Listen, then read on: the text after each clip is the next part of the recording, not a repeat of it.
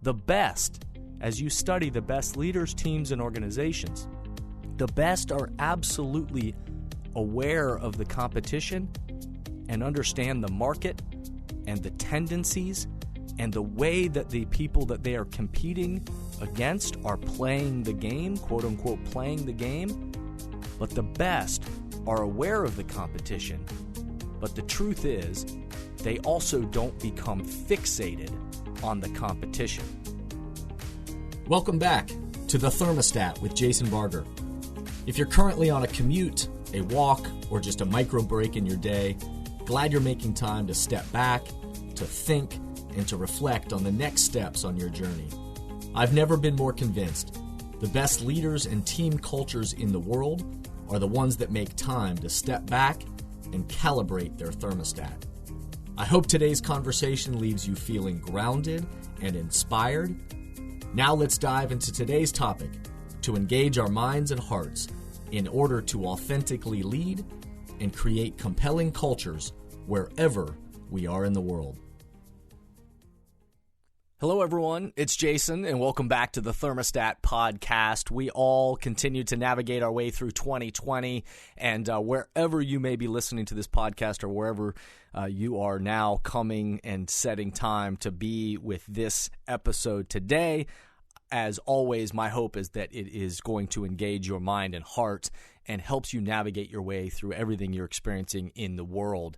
I want this to be a place. I want this to be a place, a space in your life, in your career, to step back, to allow yourself to think, and then to come out of this with positive momentum and positive solutions. So I'm more convinced of this than ever, that in the world that we're living in today, that the world needs more authentic leaders and teams and organizations that are creating compelling cultures that are going to move all of us forward and going to help all of us navigate our way through the world and everything that we're experiencing. So, as always, thanks to everybody out there who's listening, anybody who's listening to the past podcasts and will continue to listen. Thank you. I hope you subscribe. I hope you will rate, of course, 5 stars, leave a great review, and share it with the people around you, because this is the way that these messages get amplified in the world. And so with sincerity and a genuine thank you to you, thank you to anybody who takes the time to actually rate, review, share, all those ways that it amplifies these messages further into the world. So thank you for being with us again. Today we're talking about the difference between competing and competition. And every competitor knows the importance of scouting the competition. Every competitor out there in the world, whoever you think is the greatest competitor of all time, if you're a sports person and you think about people like Michael Jordan or Kobe Bryant or Tom Brady or Serena Williams, or Wayne Gretzky, or whoever that person is that comes to your mind, every competitor knows the importance of scouting the competition. But not just athletes. Every business, every team, every organization, and certainly every competitor knows the importance of scouting the competition. Often the first step that any coaches or executives of a business or people that are entering into a new business venture, oftentimes the first thing they do, the first step they take prior to the game or prior to that business venture is scouting, is understanding the strengths and weaknesses of their competition. They want to understand what's the market that they're about to step into. What's the conference? What's the team? What's the business market? What's the environment that we're stepping into? And who are the competitors? Who are the true competitors around us? What's their personnel? What kind of team do they have? And how do I understand what it is? You know, if as an ex-athlete, I know, or just I'll say not ex-athlete. Somebody called me on that recently. They said, no, you're an athlete. Yes, you used to play, but you're an athlete. So as an athlete, anybody who's been in that arena, you know that part of the scouting is understanding the personnel of the people that you're playing against. What are their strengths? What are their weaknesses? What are their tendencies? How are they competing in the game? If you're looking, again, you're thinking about this from the idea of the best competitors, whether that's, again, in the business world, that's Apple or to you, or Google or Airbnb or Southwest Airlines, or the nonprofit organization that you love and care about down the road. Whoever that is for you, chances are they have an understanding of what is the competition around them for everything they do. However, hello, all podcast listeners. It's Jason Barger here, and I wanted to share some exciting new news about an upcoming virtual event on November 6th, 2020. November 6th, 2020. As you know, it's never been more important to develop our minds and hearts on what authentic leadership in the world looks like. Authentic leadership in the world, and the role we all play in creating compelling cultures. And so many of you know that for the last few years, leaders from across industries have joined me and other thought leaders from around the globe for my event, my in-person intimate event, Thermostat Cultures Live.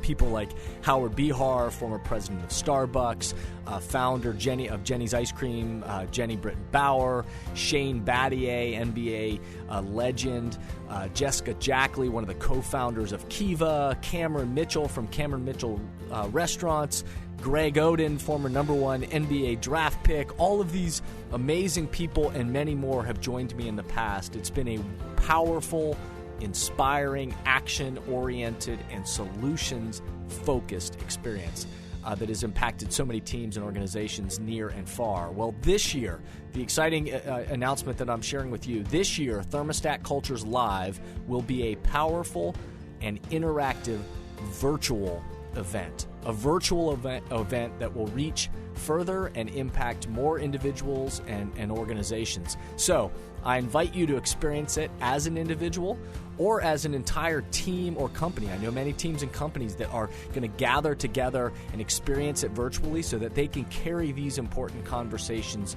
and learnings into their culture. Please visit thermostatcultureslive.com, thermostatcultureslive.com to register you and your team.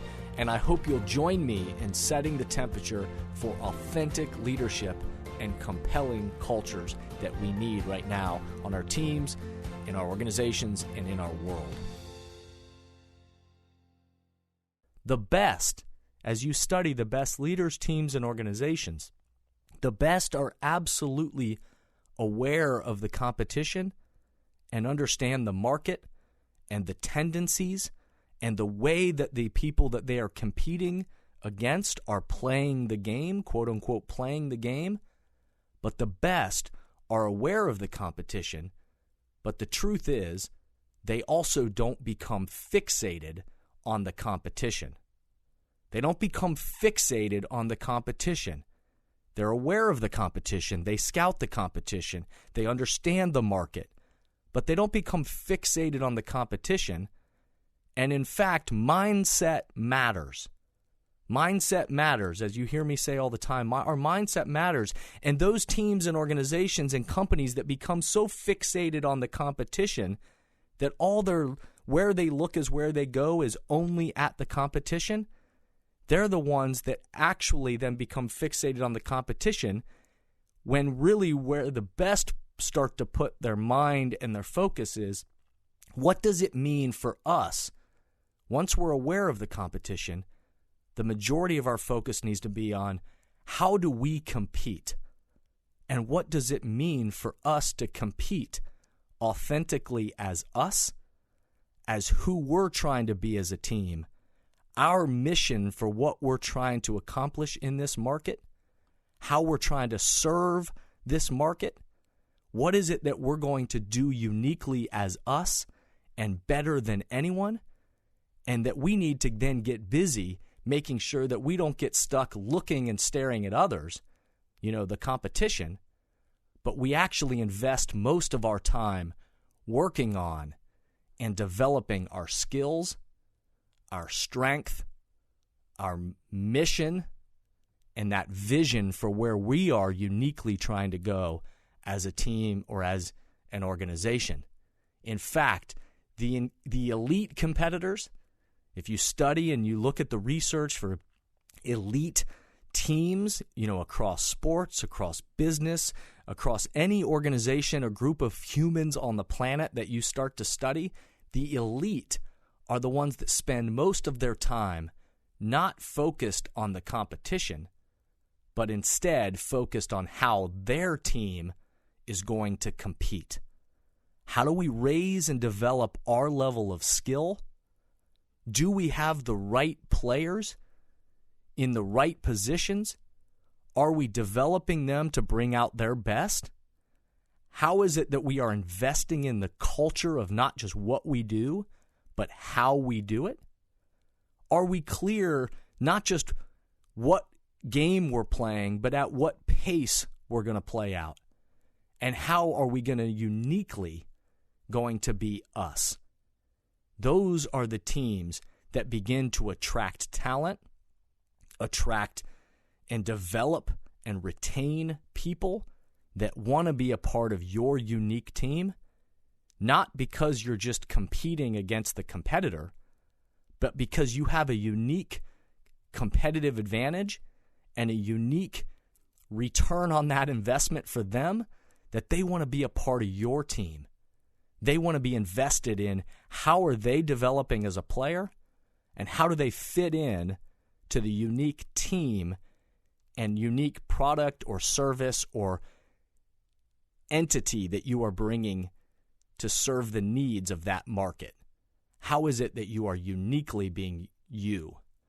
So competing is more important than what the competition is doing. The best in the world realize it's about how they show up and how they focus on what it means for them to compete each day rather than fixated on the competition. And so some questions I want you to ask or to think about is how is, these teams, every elite group and every elite organization on the planet asks these questions. How is our team committed to playing? The best teams understand that. How is our team committed to playing? What is our vision, our philosophy, and our strategy for success? If we can't name it, if we can't articulate it, then we can't be surprised when it doesn't exist. How do we need to practice and develop ourselves and others? Obviously, this is the kind of work that I do with teams and organizations, but the very best on the planet are the ones that realize that they need to be investing in and growing and developing their people so that they can be the thermostats for their organization, the thermostats for the culture they're trying to build.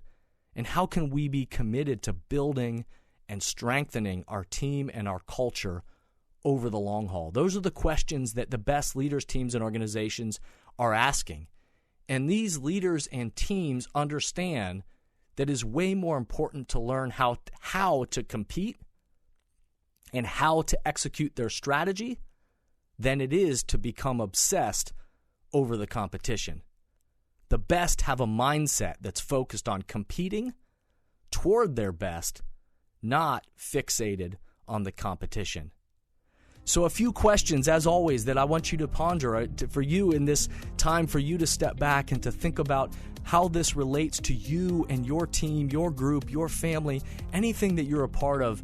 Here are some questions to think about. What are the unique strengths of your team?